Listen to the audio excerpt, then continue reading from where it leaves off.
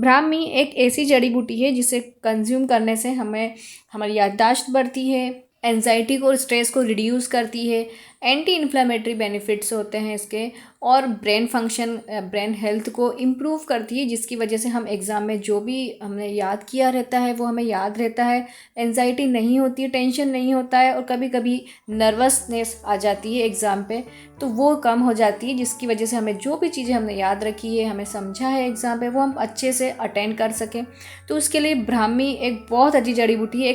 पर ब्राह्मी अगर लेते हैं तो इसके लेने का कुछ सही तरीका होता है, उसे किस तरीके से लेने से हमें उसका बेनिफिट मिलेगा। तो इसके और भी बेनिफिट्स होते हैं, जैसे कि बात कर लेते हैं इसके बेनिफिट्स के बारे में। तो फर्स्ट बेनिफिट ये होता है, इससे ब्रेन बूस्ट होता है, ब्रेन फंक्शंस, हेल्थ और फंक्शन करता है। जो भी चीज़ें हम करते हैं वो हमें लॉन्ग टाइम के लिए याद रहता है, इसका पॉजिटिव इम्पैक्ट होता है। एंटीऑक्सीडेंट प्रॉपर्टीज़ होती है, जिसकी वजह से हमें जो ज़्यादा हम पढ़ाई करते हैं, स्ट्रेस की वजह से चेहरा डल हो जाता है, मुरझा जाता है, तो उसमें ये ब्राह्मी हेल्प करती है। थर्ड बेनिफिट ये होता है कि एंजाइटी और स्ट्रेस को कम करता है। एंटी इन्फ्लेमेटरी प्रॉपर्टीज़ होती है, स्किन की इम्यूनिटी को इम्प्रूव करता है, स्किन में चमक आती है, हमें मुरझाया हुआ नहीं लगता है हमारा। और बेनिफिट्स होते हैं इसके, बालों के बहुत अच्छे बेनिफिट्स होते हैं। यदि हम इसे अपने ऑयल में ब्राह्मी का पाउडर मिला के इसे थोड़ा सा गुनगुना कर ले या फिर धूप में रख दे, तो इसे बालों में लगाते हैं इस तरीके के तेल को, तो बालों की ग्रोथ बढ़ती है, बाल काले होने लग जाते हैं, और हमारे ब्रेन फंक्शन को भी हेल्प करता है। यदि हम ब्राह्मी ऑयल, जैसे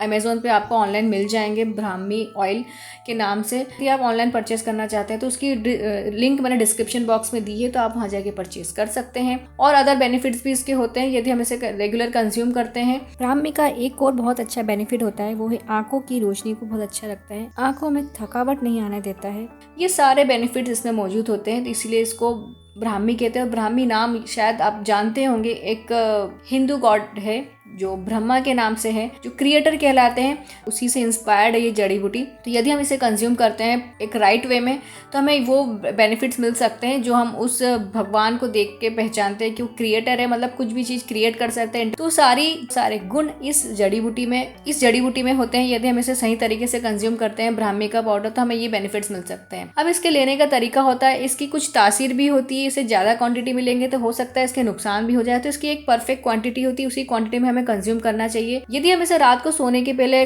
दूध के साथ ब्राह्मी पाउडर को मिला के उसे गुनगुना करके कंज्यूम करते हैं तो हमें बेनिफिट मिलेंगे।